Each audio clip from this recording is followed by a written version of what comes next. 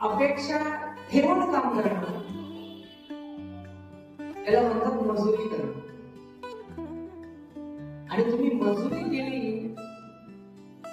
माणूस खुश नाही होत, कारण तेवढ्या वेळेचे तो पैसे देत असतो. पण त्याच्या व्यतिरिक्त जर तुम्ही म्हटलं थांबा मला की तुमच्या मुलाला शाळेतून घेऊन होते, त्याला शाळेत तो खुश होईल. चांगला बोलला आहे. साधं उदाहरण सांगतो आपल्या रोजच्या जीवनामध्ये.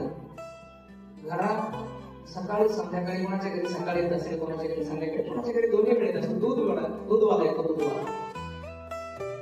आणि दूधवाला अर्धा लिटर 1 लिटर जे काय असेल तेवढं दूध आपल्याला देतो. तेवढं दूध तो आपल्याला त्याने तेवढं दिलं तर आपण त्याला पैसे देतो, आपल्याला मजा नाही. पण जर समजा त्याने अर्धा लिटर तुमच्या पातेल्यात घातला आणि वरून 2 चमचे घातला, आपण म्हणतो दूधवाले मामा काय सांगतो. बरोबर. वितराग होणं म्हणजे तसं होतं. पोटासाठी तर सगळीच मदत करतात, पण ज्या गोष्टीसाठी मला माझं पोट भरायचं नाहीये अशी पण एखादी गोष्ट पाहिजे की जी मला आयुष्यात करता आली पाहिजे. अशी केली तर देवाला आपण आवडतं. दिव्य होणं म्हणजे दैवी होणं. आणि देव कसे असतात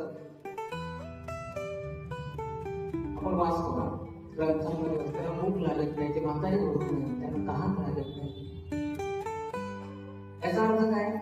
त्यांना खरंच भूक लागत नसेल तर त्याचा अर्थ तसा आहे. त्याचा अर्थ असा आहे की केवळ पोटासाठी ते धावतो.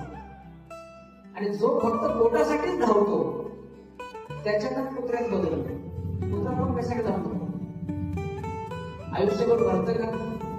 मला असं एखादा कुत्रा दाखवा तो शांतपणे चाललाय शेत पावली. कुठलाही कुत्रा तो धावतच चालतो. जर धावल्याने पोट भरलं असतं तर कुत्र्याचं भरलं असतं नाही. त्याचा अर्थ धावून पोट भरत आणि पोट भरण्यासाठी जो धावतो देवाला